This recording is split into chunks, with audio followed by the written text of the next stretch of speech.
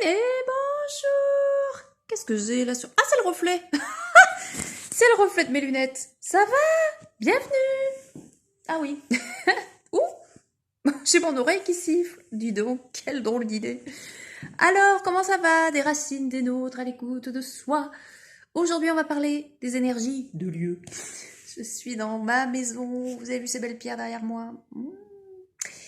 Oui, nous allons parler des énergies de lieu. C'est un sujet qui s'est présenté à moi il y a quand même 15 jours.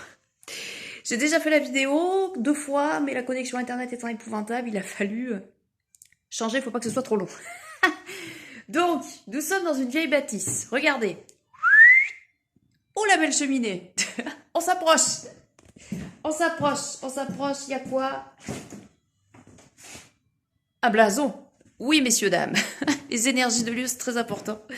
Là où nous vivons, l'endroit où nous vivons, l'endroit où nous habitons, la ville, le village, le hameau, le lieu-dit, tout ça, ça a du sens, c'est important. Surtout là où vous vivez, votre maison, elle a du sens, et c'est important. Le terrain que vous avez choisi pour construire votre maison aussi, c'est pareil. Dites-vous bien que tout est juste dans l'univers, pour l'avoir expérimenté moi-même, me trouvant dans ce lieu alors que j'aurais jamais pensé. La première fois que je suis rentrée dans ce village, je me suis dit, mais quel est cet endroit? Comment on peut encore vivre dans un endroit pareil à notre époque, au XXe siècle? Eh ben si. Donc les énergies de lieu, c'est important. Pourquoi? Puisque les murs ont une histoire, les murs ont une vibration et une énergie. Tout est énergie dans l'univers. Vous, la chaise, la télévision, tout est juste et tout est vibration. Et en fait, les murs ont une histoire. Alors moi, j'habite dans un village qui a une histoire chargée depuis le 13e. La bâtisse où je suis doit dater également du 13e. C'est un ancien hôpital religieux, n'est-ce pas? Donc un endroit qui a vu de nombreux malades, de nombreux souffreteux, de nombreuses personnes dans la souffrance, mais aussi qui a vu naître probablement des enfants. Même si elle a vu disparaître beaucoup de monde, elle a aussi sauvé des vies. Et c'est un lieu chargé d'histoire dans le sens où elle a traversé de nombreuses époques, puisqu'on est du 13e au 21e, ça commence à faire un petit peu beaucoup. Et donc, en fait, ce qui se passe, c'est que c'est un endroit à consonance religieuse, puisqu'il était tenu à l'époque par des religieuses. Ah mais ça sonne, vous l'avez entendu? Alors oui, il y a une histoire entre cette maison et l'église. Lorsque j'ai fait le nettoyage de cette maison, quand je suis arrivée ici, on m'a demandé à un moment donné de faire le nettoyage de la maison puisqu'il n'y avait plus de place tellement les énergies étaient là, présentes, lourdes d'histoire. Il y avait même plus de place pour moi, pour mes projets, donc on m'a demandé de nettoyer cet endroit. Alors cet endroit, il a un linteau au-dessus de la porte et il y est écrit en latin: la maladie est certaine et la guérison est incertaine. C'est écrit dans les murs, comme on dit. Donc moi je suis venue ici il y a quelques années pour guérir, pour soulager des douleurs. Alors c'est l'univers qui m'a envoyé ici parce que j'ai demandé à ce que l'on m'envoie à un moment donné dans ma vie, il y a 2 ans, dans une région qui me corresponde, dans les énergies dans lesquelles j'étais à cette époque-là, et on m'a envoyé ici. Mais alors vraiment pas par hasard, mais par synchronicité de la vie. Et donc dans cette maison, effectivement, j'ai guéri, j'ai nettoyé des choses. Le confinement est arrivé 1 an après. Tout s'est placé dans l'univers pour que j'ai le temps, pour que j'ai l'espace, que j'ai l'énergie suffisante pour guérir et pour nettoyer ce qu'il y avait à nettoyer, purifier et transmuter tout ce qu'il y avait à faire. Donc ça m'a permis de partir sur de bonnes bases.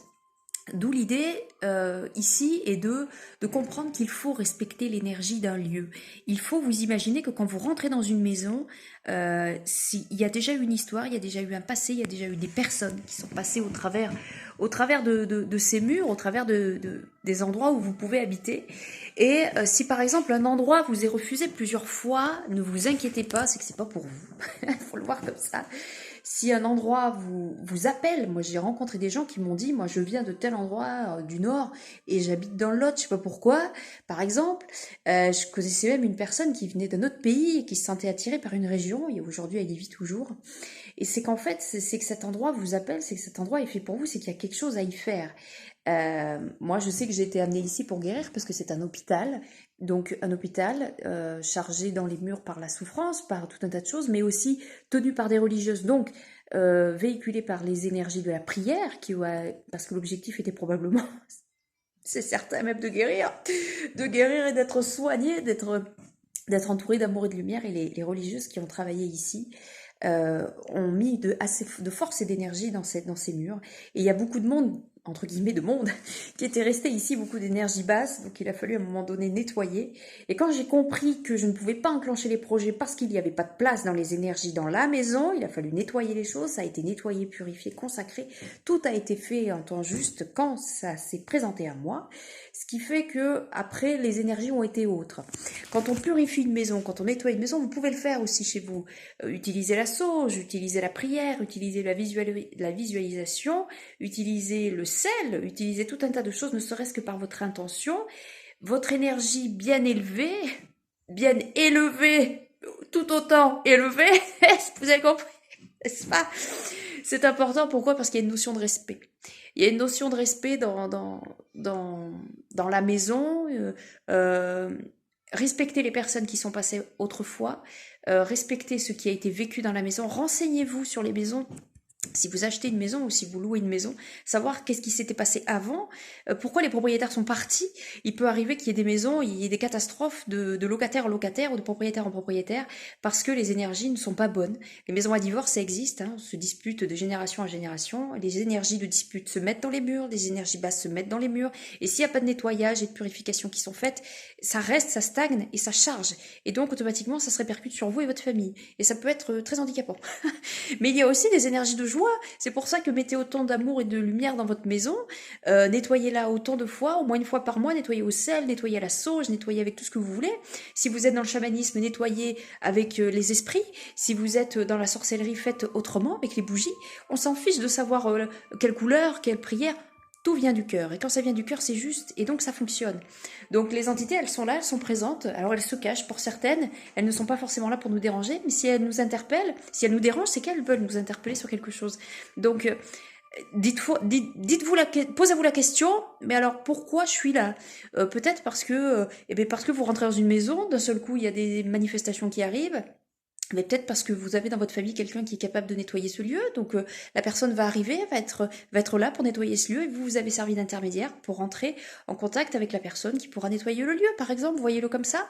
Posez-vous la question de savoir pourquoi vous êtes dans cette maison, dans ce village, dans cette ville. Renseignez-vous sur l'histoire, il y a forcément un sens. Moi, je sais qu'ici, c'était un hôpital religieux, donc j'ai été amenée dans cet endroit moi-même pour guérir, mais aussi en contrepartie, il a fallu que je donne quelque chose. Donc, qu'est-ce que j'ai donné? Qu'est-ce que j'ai là? Qu'est-ce que j'ai donné? J'ai donné de la guérison. J'ai donné de la guérison, j'ai donné du passage d'âme, et c'est ce que j'ai fait pour permettre à cette maison d'être nettoyée pour les prochains. Parce que quand on est dans un endroit comme ça, c'est un endroit qui est amené pour guérir et non pas forcément pour créer, puisque c'est un endroit qui est amené à l'introspection et non pas à s'expandre sur l'extérieur. Et donc, du coup, eh bien, cette maison, je vais être obligée de la quitter et de faire venir d'autres personnes. Et ça laissera place à d'autres personnes qui ont peut-être aussi besoin de guérir. Et je sais que quand je partirai, je poserai l'intention dans les murs que les prochaines personnes qui seront locataires dans cet endroit auront toute la guérison dont ils auront le plus besoin pour l'évolution de leur être et l'évolution de leur âme. Voilà, je vous souhaite de passer une belle journée et de considérer l'endroit où vous vivez, que ce soit votre village, que ce soit votre hameau, votre maison, ou ne serait-ce qu'un bois ou un endroit que vous aimez, que vous affectionnez. Renseignez-vous sur savoir pourquoi il est rentré dans votre vie et pourquoi il est là. N'oubliez pas que tout est juste dans l'univers et que beaucoup de choses partent de vous car tout fait partie de votre histoire. Je vous dis à très bientôt. Ciao, ciao!